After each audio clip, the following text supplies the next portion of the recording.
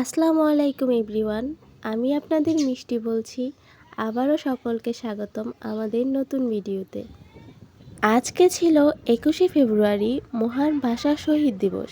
তাই সকল শহীদদের প্রতি শ্রদ্ধা এবং ভালোবাসা জানাতে আমি আর জান্নাত যাচ্ছি ঢাকা কেন্দ্রীয় শহীদ মিনারে। ঢাকার রাস্তায় রিকশায় চড়ে প্রকৃতির হাওয়া উপভোগ করতে করতে আমরা যখন যাচ্ছিলাম তখন শাহবাগের মোড়ে রাস্তা ছিল ব্লক, তাই রিকশাওয়ালা মামা আমাদের এই শাহবাগের মোড়ে নামিয়ে দিয়েছে। তাই আমি আর জান্নাত হেঁটে হেঁটে চলে এলাম টিএসসির মোড়ে। টিএসসির মোড়ের এই দোকানগুলো সবসময় মেলার মতো করে সাজানো থাকে, সেটা আপনারা খুব ভালো করেই জানেন। বিশ্ববিদ্যালয়ের সামনে যেহেতু এই দোকানগুলো, তাই সবসময় এই দোকানগুলো রমরমা চলে থাকে। তাছাড়া ঢাকার মানুষ বিকেল হলে এখানে ঘুরতে চলে আসে সময় কাটানোর জন্য, সেই সাথে ঘর সাজানোর জন্য টুকিটাকি জিনিসপত্র কিনে নিয়ে যায়।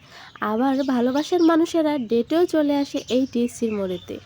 আমি আর জান্নাতও হেঁটে হেঁটে দোকানগুলো দেখে নিচ্ছিলাম, আর এখান থেকেই শহীদ মিনারের অমর একুশের গান শুনতে পারছিলাম।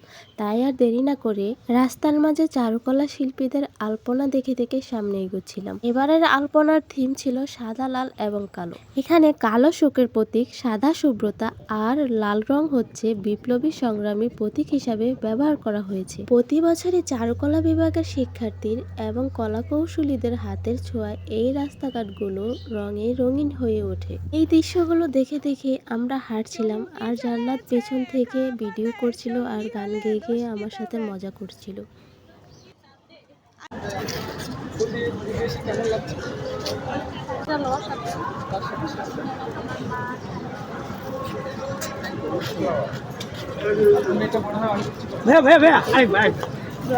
রাস্তায় অনেক জায়গায় দেখছিলাম বিভিন্ন টিভি চ্যানেলের সাংবাদিকগুলো সাধারণ জনগণদের থামিয়ে থামিয়ে ইন্টারভিউ নিচ্ছিল। দেখতে দেখতেই চলে এলাম শহীদ মিনারের কাছে।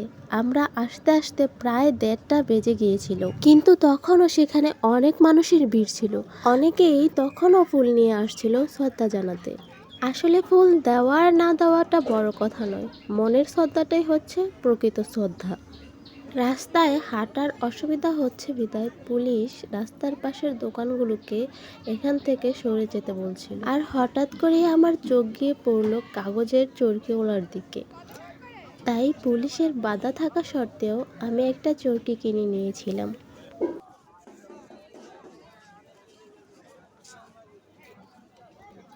চরকি হাতে নিয়েই আমরা আল্লাদি মার্কায় ভিডিও করা শুরু করে দিয়েছিলাম।